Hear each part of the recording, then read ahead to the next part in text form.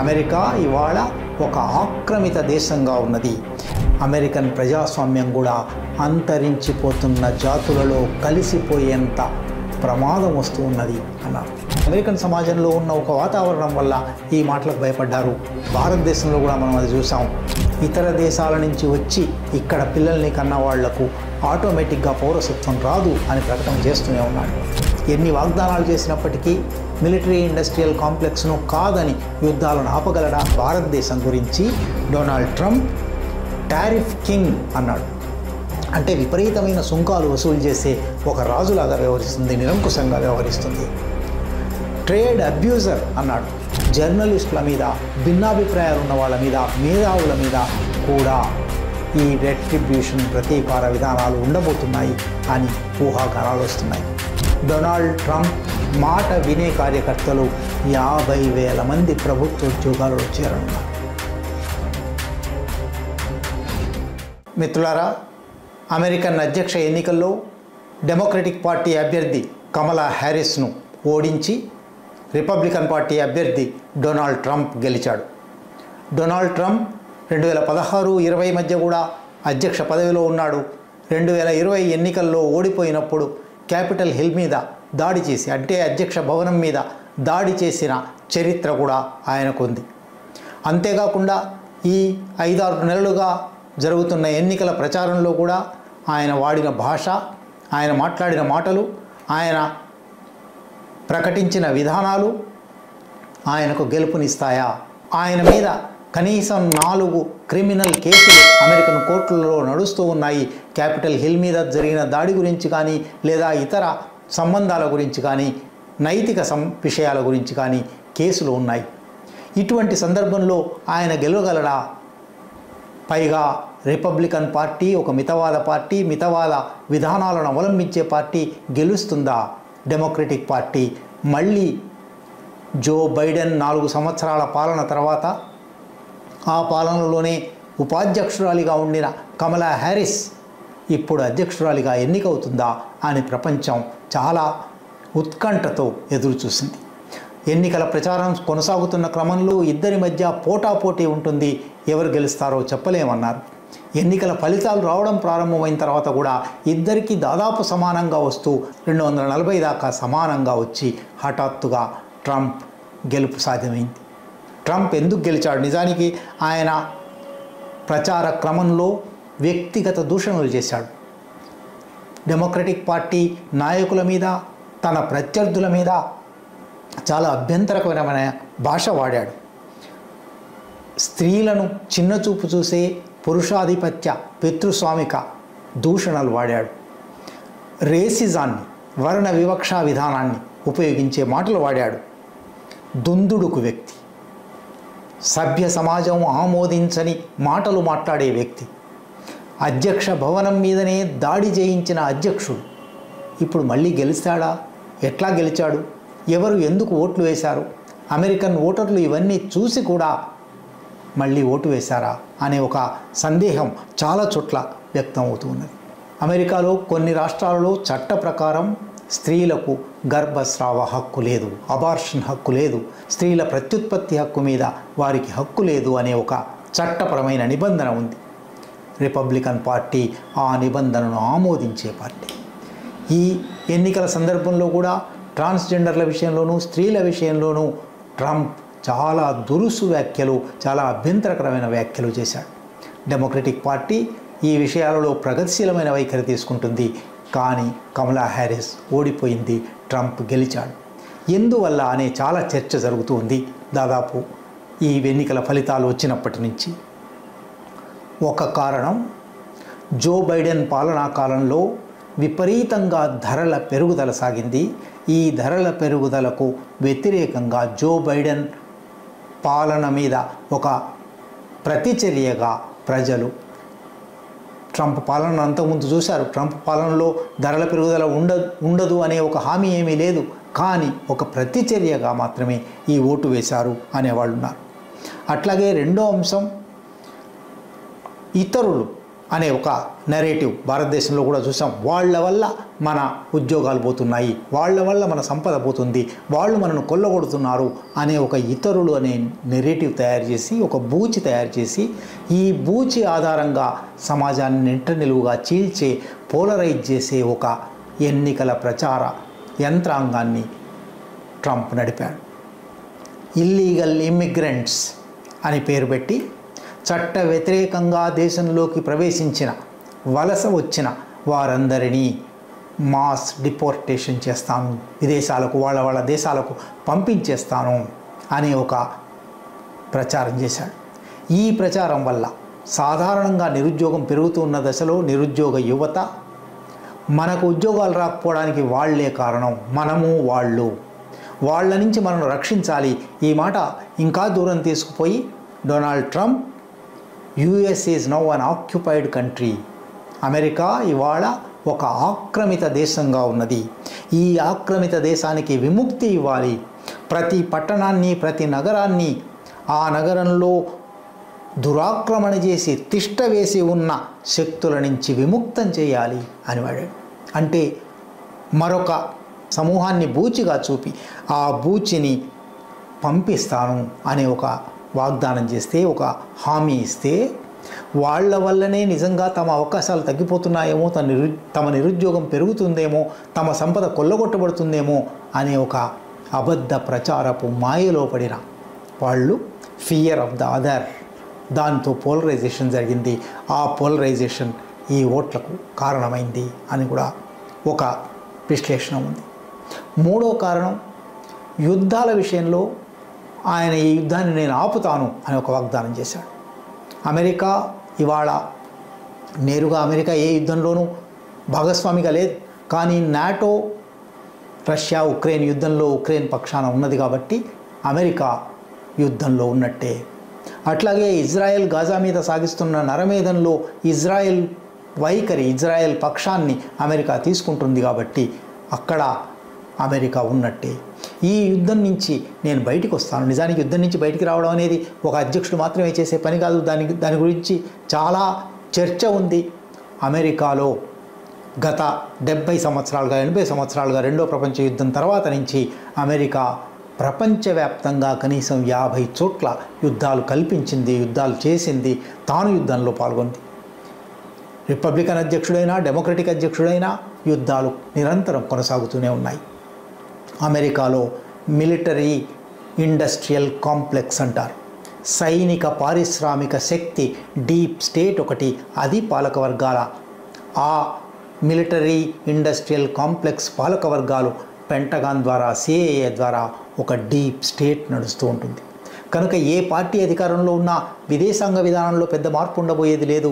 కానీ Donald Trump నేను యుద్ధాలను నివారిస్తాను అని అన్నాడు. అది అమెరికన్ ప్రజల మీద, నిజానికి యుద్ధంతో విసిగిపోయి ఉన్నవాళ్ళు, యుద్ధ కారణాల వల్ల నిత్యము అమెరికన్ పౌరులు అభద్రతలో బతకవలసి వస్తుంది. దీని నుంచి బహుశా డొనాల్డ్ ట్రంప్ యుద్ధాన్ని నిజంగా ఆపుతాడేమో అనే ఒక అభిప్రాయంతో ఓట్లు వేశారు అని కూడా వస్తుంది. ఆర్థిక వ్యవస్థకు సంబంధించి నిజానికి అది సాధ్యమవుతుందా, చేస్తారా అనేది ఎట్లా ఉన్నప్పటికీ హెవీ ఇంపోర్ట్ టారిఫ్స్ విధిస్తాను, దిగుమతి చేసుకునే వస్తువుల మీద, సరుకుల మీద విపరీతమైన సుంకాలు విధించి ప్రభుత్వ ఖజానాకు ఆ రకంగా నిధులు సేకరించి ఆ నిధులను ఉపయోగించి అమెరికన్ పౌరుల మీద పన్నులను తగ్గిస్తాను అని కూడా ఒక వాగ్దానం చేశాడు. నిజంగా ఇది సాధ్యమవుతుందా అనేది భవిష్యత్తు తెలుస్తుంది. కానీ పన్నులు తగ్గిపోతాయేమో అనే ఒక అభిప్రాయానికి అమెరికన్ సాధారణ మధ్యతరగతి ప్రజలు వచ్చారు. వాళ్ళు ట్రంప్కు ఓటు వేసి ఉంటారు. అట్లాగే కమలా హ్యారిస్ అభ్యర్థిత్వం చాలా కాలం పాటు సందిగ్ధంలో ఉండింది. జో బైడెనే మళ్ళీ రెండోసారి అధ్యక్ష పదవికి పోటీ పడతారా అనే ఒక చర్చ ఉండింది. ఆయన వయసు వల్ల ఆ పని సాధ్యం కాలేదు. చివరికి కమలా హ్యారిస్ అభ్యర్థి ఉండాలనుకున్నారు. కమలా హ్యారిస్ అభ్యర్థిత్వం 3-4 నెలల ముందు మాత్రమే నిర్ణయమైంది. అందువల్ల ఆమెకు ప్రచారం చేసుకోవడానికి లేదా డెమోక్రటిక్ పార్టీకి ప్రచారం చేసుకోవడానికి సమయం లేకపోయింది. అందువల్ల ఈ ఎన్నికల్లో రిపబ్లికన్ పార్టీ విజయం సాధించింది, డొనాల్డ్ ట్రంప్ విజయం సాధించాడు అని కూడా ఒక విశ్లేషణ వస్తుంది. అట్లాగే డొనాల్డ్ ట్రంప్ యుఎస్ ఫస్ట్ విధానాలు తెస్తాను, ఏ విషయంలోనైనా అమెరికా ప్రయోజనాలకే మొదటి పీట, అమెరికా ఫస్ట్, అమెరికా పౌరులు, అమెరికా ప్రజలు, అమెరికన్ ఆర్థిక వ్యవస్థ, అమెరికాకు మాత్రమే మొదటి స్థానం ఇస్తాను అని ఒక వాగ్దానం చేశాడు. ఇందువల్ల ప్రపంచ దేశాల ఆర్థిక వ్యవస్థలన్నింటినీ శాసించే, ప్రపంచ రాజకీయాలను శాసించే ఒక స్థితి అమెరికాకు వస్తుంది అనే అది నిజమైనదైనా కుహనాదైనా ఒక ఆభిజాత్యం అమెరికన్ పౌరులలో పనిచేసింది. ఈ అన్ని కారణాలు కలిసి వీటితో పాటు అవతలి ప్రత్యర్థి పట్ల ఒక తప్పుడు అభిప్రాయం కలిగే, చిన్నచూపు కలిగే, ఒక నిందాపూర్వకమైన వ్యాఖ్యలు డొనాల్డ్ ట్రంప్ చాలా చేశాడు. ఆమెను రాడికల్ ప్రోగ్రెసివ్ అన్నాడు, కమ్యూనిస్ట్ అన్నాడు. ఈ మాట అనగానే నిజంగా భయపడవలసిన అవసరం లేదు, కానీ అమెరికన్ సమాజంలో ఉన్న ఒక వాతావరణం వల్ల ఈ మాటలకు భయపడ్డారు. భారతదేశంలో కూడా మనం అది చూసాం. ప్రత్యర్థి కాంగ్రెస్ పార్టీ ఎన్నికల ప్రణాళిక అర్బన్ నక్సల్ ప్రణాళిక, మావోయిస్ట్ ప్రణాళిక అని నరేంద్ర మోడీ వ్యాఖ్యానించాడు. ఇది సమాజాన్ని చీల్చడానికి, ఒక అబద్ధ ప్రచారం చేయడానికి, ఒక నెరేటివ్ తయారు చేయడానికి సరిగ్గా భారత ఎన్నికల్లో ఎటువంటి ప్రయత్నం జరిగిందో అటువంటి ప్రయత్నం అమెరికన్ ఎన్నికల్లో కూడా జరిగింది. కనుక ఒక్క కారణమని కాదు, అనేక కారణాలు కలిసి, ఈ సంక్లిష్ట కారణాలు కలిసి కమలా హ్యారిస్ డెమోక్రటిక్ పార్టీ ఓడిపోవడానికి, రిపబ్లికన్ పార్టీ డొనాల్డ్ ట్రంప్ గెలవడానికి దారితీశాయి అని విశ్లేషకులు చెప్తూ ఉన్నారు. ఈ ఎన్నిక ఫలితంగా దేశంలో నల్లజాతి ప్రజల, ఆఫ్రో అమెరికన్ల, హిస్పానిక్, మధ్య అమెరికా నుంచి వచ్చిన వాళ్ళ, లేదా అనేక దేశాల నుంచి, భారతీయులతో సహా అనేక దేశాల నుంచి వచ్చి అమెరికాలో స్థిరపడ్డ వాళ్ళ హక్కులు ప్రమాదంలో పడతాయి. ఇప్పటికే ఇతర దేశాల నుంచి వచ్చి ఇక్కడ పిల్లల్ని కన్న వాళ్లకు ఆటోమేటిక్గా పౌరసత్వం రాదు అని ప్రకటన చేస్తూనే ఉన్నాడు. అంటే భారతీయులు చాలామంది తమ పిల్లలను అక్కడ కానీ అక్కడ అమెరికన్ పౌరులు అయిపోతారు అనుకుంటారు. ఇక నుంచి అటువంటి ఆటోమేటిక్ పౌరసత్వం రాదు అని ప్రకటిస్తూ ఉన్నాడు. కనుక మొత్తంగా ట్రాన్స్జెండర్ల హక్కులు కానీ, స్త్రీల హక్కులు కానీ, అమెరికన్ పౌరులు కానీ ఇతరులు అందరి హక్కులు కానీ, అమెరికన్ పౌరులలో కూడా విదేశీ సంతతికి చెందిన వాళ్ళ హక్కులు కానీ ఇవాళ ప్రమాదంలో పడనున్నాయి. అది ఏం జరగబోతుందో రానున్న 4 సంవత్సరాల కాలం చూపుతుంది. అట్లాగే ప్రపంచ యుద్ధాల మీద కూడా ఎన్ని వాగ్దానాలు చేసినప్పటికీ మిలిటరీ ఇండస్ట్రియల్ కాంప్లెక్స్ను కాదని యుద్ధాలను ఆపగలడా? ఆయుధ సంపత్తిని అమ్మడం మీదనే అమెరికన్ ఆర్థిక వ్యవస్థ ఆధారపడి ఉన్నది, దాన్ని మార్చగలడా? తెలియదు. అది కూడా 4 సంవత్సరాలు చూపుతుంది. తక్షణమే ఉక్రెయిన్ రష్యా యుద్ధం ఉన్నది, గాజా మీద ఇజ్రాయెల్ చేస్తున్న దాడి ఉంది. వీటి విషయంలో అమెరికా ఏ వైఖరి తీసుకుంటుంది? ఏడాదిగా గాజా మీద జరుగుతున్న నరమేధంలో ఇజ్రాయెల్ పక్షం వహిస్తూ ఇజ్రాయెల్కు అనుకూలంగా భద్రతా మండలిలో వీటో అమలు చేస్తూ అమెరికన్ ప్రభుత్వం, అది డెమోక్రటిక్ ప్రభుత్వమే కావచ్చు, ఇజ్రాయెల్ పక్షాన నిలబడింది. ఇవాళ హఠాత్తుగా డొనాల్డ్ ట్రంప్ దాన్ని మారుస్తాడా, యుద్ధాన్ని ఆపేస్తాడా తెలియదు. అట్లాగే వాణిజ్య సంబంధాలు, అమెరికన్ ఆర్థిక వ్యవస్థ, ముఖ్యంగా చైనా ఆర్థిక వ్యవస్థ బలపడుతుండడం వల్ల ఒక పోటీని ఎదుర్కొంటూ దేశాలతో వాణిజ్యంలో చాలా ఇబ్బందుల్లో ఉంది. భారతదేశంతో వాణిజ్యంలో కూడా దానికి ఆ ఇబ్బందులు ఎదురవుతూ ఉన్నాయి. అందువల్లనే ఎన్నికల ప్రచారంలో భాగంగానే డొనాల్డ్ ట్రంప్ భారత ఆర్థిక వ్యవస్థ గురించి, భారతదేశం గురించి అన్యాయమైన, అభ్యంతరకరమైన వ్యాఖ్యలు చేశాడు. ఒకవైపు నరేంద్ర మోడీకి సన్నిహితుడు, నరేంద్ర మోడీ ఆయన ఎన్నోసార్లు కావులించుకున్నారు. అయినప్పటికీ ఎన్నికల ప్రచారంలో భాగంగా భారతదేశం గురించి డొనాల్డ్ ట్రంప్ టారిఫ్ కింగ్ అన్నాడు. అంటే విపరీతమైన సుంకాలు వసూలు చేసే ఒక రాజులాగా వ్యవహరిస్తుంది, నిరంకుశంగా వ్యవహరిస్తుంది. ట్రేడ్ అబ్యూజర్ అన్నాడు. అంటే వాణిజ్యాన్ని, ఇరు దేశాల మధ్య వాణిజ్యంలో వక్రీకరణలు తెచ్చే ఒక దేశంగా భారతదేశాన్ని ఆయన అభివర్ణించాడు.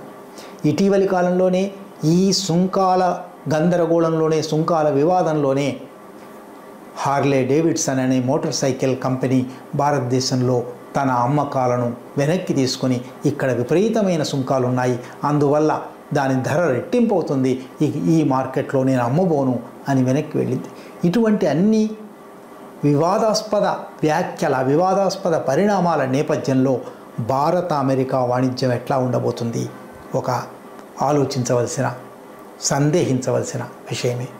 అది మాత్రమే కాకుండా అంతర్గత విధానాలలో కూడా 2 మాటలు పదే పదే చెప్తూ ఉన్నాడు. సరే, పౌరసత్వం గురించిన మాట అట్లా ఉంచి రెట్రిబ్యూషన్ విధానాలు అమలు చేస్తాను, ప్రతీకార విధానాలు అమలు చేస్తాను. డెమోక్రటిక్ పార్టీ ఎట్లాగో ప్రత్యర్థి పార్టీ కాబట్టి డెమోక్రటిక్ పార్టీ నాయకుల మీద ఎటువంటి ప్రతీకార విధానాలు ఉండబోతున్నాయో ఇప్పటికే వార్తలు ఊహాగానాలు వస్తూ ఉన్నాయి. అవి మాత్రమే కాదు, జర్నలిస్టుల మీద, భిన్నాభిప్రాయాలు ఉన్న వాళ్ళ మీద, మేధావుల మీద కూడా ఈ రెట్రిబ్యూషన్ ప్రతీకార విధానాలు ఉండబోతున్నాయి అని ఊహాగానాలు వస్తున్నాయి. దీనికన్నా మించి మరొక అడుగు ముందుకు వేసి షెడ్యూల్ ఎఫ్ అని ఒకటి ఉంది. గత పాలనా కాలంలో 2016-2020 పాలనా కాలంలో చివరి రోజుల్లో షెడ్యూల్ ఎఫ్ ప్రకటించాడు. ఆ షెడ్యూల్ ఎఫ్ అప్పుడు పదవీ కాలం ముగియబోతుండడం వల్ల అమలు చేయడం సాధ్యం కాలేదు. ఇప్పుడు 2వ పదవీ కాలంలో షెడ్యూల్ ఎఫ్ అమలు చేస్తాను అనే మాట ఇప్పటికే అంటూ ఉన్నాడు. షెడ్యూల్ ఎఫ్ ఏమిటంటే, ప్రభుత్వ ఉద్యోగాలలో, సివిల్ సర్వీస్ ఉద్యోగాలలో 50,000 ఉద్యోగాలు, 50,000 మందిని కొత్తగా రీక్లాసిఫై చేశారు. షెడ్యూల్ ఎఫ్ కింద క్లాసిఫై చేసి వీళ్ళందరినీ నేరుగా పరీక్షలలో పాల్గొని ఉద్యోగ నియామకాలలో రావడం కాదు, రాజకీయ నియామకాలు ఉంటాయి. అంటే రిపబ్లికన్ పార్టీ కార్యకర్తలు, డొనాల్డ్ ట్రంప్ మాట వినే కార్యకర్తలు 50,000 మంది ప్రభుత్వ ఉద్యోగాలలో చేరనున్నారు. ప్రభుత్వం వాళ్లే నడపబోతారు. అంటే ప్రభుత్వం ఎట్లా నడుస్తుందో, పాలన ఎట్లా నడుస్తుందో, అమెరికన్ ప్రజాస్వామ్యం అమలవుతుందో లేదో తెలియదు. అందుకే ఒక విశ్లేషకుడు ఈ ఎన్నిక జరగగానే, ఎన్నిక ఫలితాలు ప్రకటించగానే extinction level threat to US democracy అన్నాడు. అమెరికన్ ప్రజాస్వామ్యానికి అంతర్ధానమైపోయేంత ప్రమాదం, అమెరికన్ ప్రజాస్వామ్యం అంతమైపోయేంత, అంతరించిపోతున్న జాతులు అంటారు ఎక్స్టింక్షన్, అమెరికన్ ప్రజాస్వామ్యం కూడా అంతరించిపోతున్న జాతులలో కలిసిపోయేంత ప్రమాదం వస్తూ ఉన్నది అన్నారు. ప్రపంచానికి, భారత ఆర్థిక వ్యవస్థకు, అమెరికా దేశపు ఆంతరంగిక వ్యవహారాలకు రానున్న 4 సంవత్సరాలలో ఏం జరగనున్నదో వేచి చూడవలసి ఉంది.